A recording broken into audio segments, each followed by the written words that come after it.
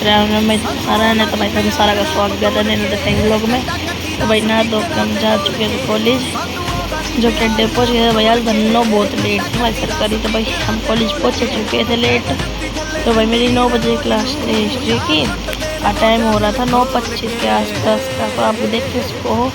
तो हम 25 minute late थे क्लास के लिए, फिर भी हम चल गए। मैं तो अटेंडेंस लग गई कि मैं कुछ तो सर नू तो नहीं कहूँ कौन नहीं आया। तो भाई क्लास मास्टर आ ही चुके थे, तो भाई क्लास लेके हम गए टेस्ट देने। हाँ टेस्ट तो मैंने दे ही दिया था, मेरी फ्रेंड देने लग रही थी।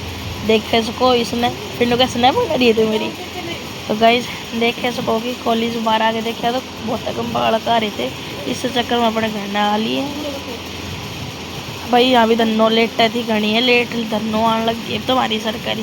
तो गाइज इससे बात की मैंने बहुत खुशी थी कि आज मेरी बुआ आ रही थी। तो देख सको मेरी बुआ आ रही थी, मेरी बाकी वाला तो ये मेरी बुआ का छोरा है। तो लाइक करें, सब्सक्राइब करें चैनल को, अच्छा लगे तो बाय।